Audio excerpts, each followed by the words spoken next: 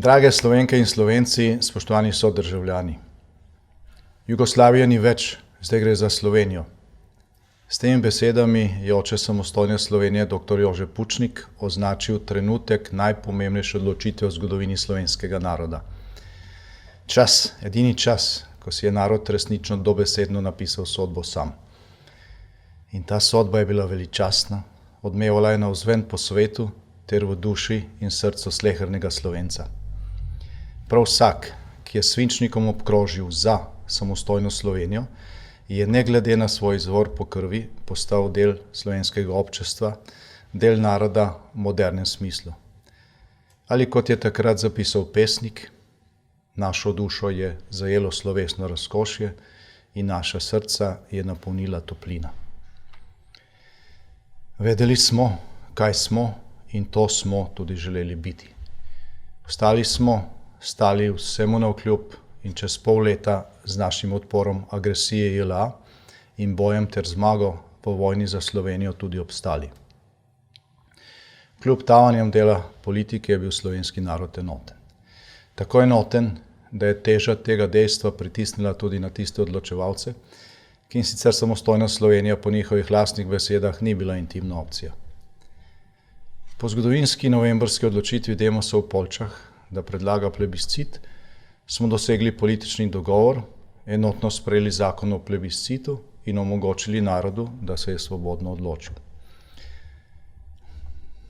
30 let je čas, dovolj dolg za oceno, kaj je Sloveniji in Slovencem prinesla plebiscitna odločitev.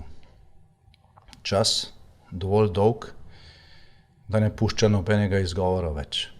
Nobenega izgovora, da bi se lahko te oceni izognili. Še posebej tisti, ki smo bili del plebiscitne božične pravljice, njene garaške uverture in nadaljevanja, drame o uresničitvi ter srečnega razpleta, tega izgovora nimamo. Moramo si postaviti nekaj samoumevnih vprašanj. Je bila odločitev takrat pravilna? Da, bila je pravilna. Pravilna in pravočasna. Še posebej po tem, kar danes vemo o grozotah pekla in vojnah na velikem delu ozemlja države, ki smo se odločili pravočasno zapustiti, je ta pozitiven odgovor nedvoumen. Je bila odločitev ekonomsko utemeljena? Da. Slovenija se je v primerjavi z drugimi državami, ki so nastale na ozemlju nekdanje socialistične federativne republike Jugoslavije, v 3 desetletjih samostojnega življenja razvijala bistveno hitreje. Na prebivalca v enem letu danes ustvarimo 4 do 5 krat več kot v Srbiji, Severni Makedoniji ali v Bosni in Hercegovini, te skoraj še enkrat več kot na Hrvaškem.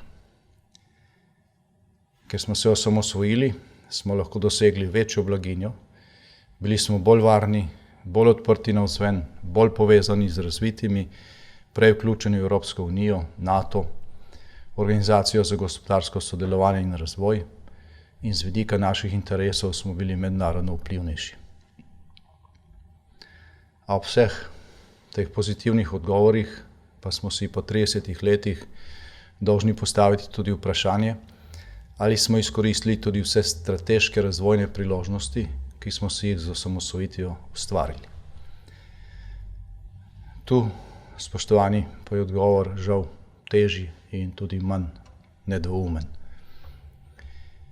Kajti veliko priložnosti smo iz različnih razlogov zamudili. Na tem mestu in ob tem času velja podrobneje opaziti predvsem enega, ki je bistven. Da bo odgovor na to dilemo bolj razumljiv, si postavimo še podvprašanje. Si predstavljamo, kje bi danes bili, če bi ves čas samostojnosti lahko dihali s polnimi pljuči in izkoristili vse svoje moči in potenciale.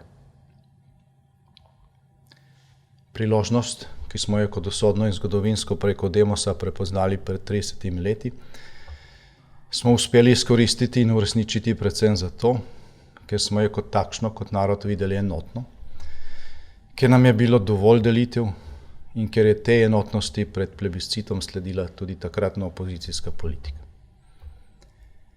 Kasneje smo samo še enkrat ob vstopanju v Evropsko unijo pokazali takšno mero zrelosti.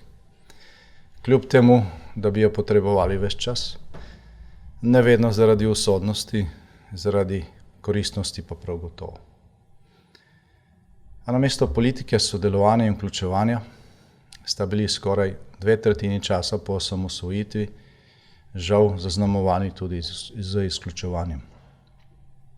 Večina tega, kar danes v Sloveniji večino ljudi različnih prepričanj moti, je posledica izključevanja drugače mislečih. Drugače misleče se praviloma izključuje iz ideoloških razlogov. Če pa se branijo, se njim očita, da odpirajo ideološke teme. Polovici naroda se tako velikokrat zanika temeljna demokratična pravica misliti in govoriti različno. V času, ko se spopadamo z zahrbtno boleznijo COVID-19, je vsakomur med nami jasno, kaj za naše telo pomenijo poškodovana pljuča. A virus izključevanja povzroča enake posledice na telesu naroda in države. Kako bomo zdravi, hitri in uspešni, če ne moremo dihati z obema kriloma pljuč? Politika izključevanja je tudi posledica javnega poudarjanja tega, kar nas ločuje. Namesto poudarjanja tega, kar nas združuje. In ni večjega simbola skupnega, kot sta plebiscit in osamosvojitev. V vsej naši dolgi in viharni zgodovini ni časa, ki bi bil bolj svet, kot je čas osamosvojitve. Ni trenutka, v katerem bi bili bližje spravi. V vsej naši zgodovini ni ure, v kateri bi bili bolj enotni in povezani, kot je čas skupne plebiscitne odločitve. Kajti ta odločitev je bila sestavljena iz povsem osebne, intimne, notranje odločitve vsakega posameznika. Iz poštene odločitve vsakega posameznika. Iskrene odločitve. Mnogi drugi narodi imajo poleg države še ozemlja z bogatimi naravnimi viri ali preprosto težo svoje številčnosti, moči in velikosti. Mi imamo naš raj pod Triglavom in nas same. Bogastvo naše dežele so njeni ljudje. Nikoli ne bomo največji, lahko pa smo najboljši.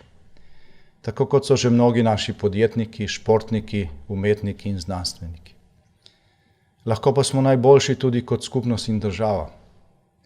Le naš zaklad plebiscitne enotnosti, ki že v večino časa 3 desetletij leži globoko zakopan 7 klafter pod zemljo, moramo vložiti v našo skupno prihodnost. Drage Slovenke in Slovenci, spoštovani sodržavljani, pred nami so dnevi, ki so vsako običajno leto posebni, praznični, slovesni.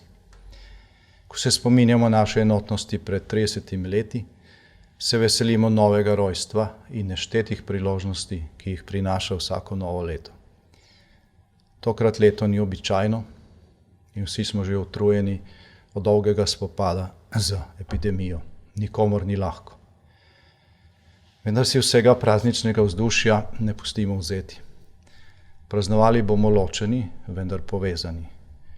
V mislih s tistimi, ki se v prvih vrstah borijo za naše zdravje in življenja. Povezani v zavesti, da bomo tudi tokrat zmogli in zmagali. Z željo, da v novem letu bolj dihamo s polnimi pljuči. Smo narod, ki je svoje moči združil v najbolj usodnih trenutkih ter zato stal in obstal. In tudi po tej zimi bo prišla pomlad. In naslednje leto bomo na božični novoletni večer spet napolnili cerkve in trge v skupnem slavju in veselju. Iskrene čestitke ob dnevu samostojnosti in enotnosti. Vesel in blagoslovljen Božič ter zmagovito novo leto želim. Ostanite zdravi in pogumni.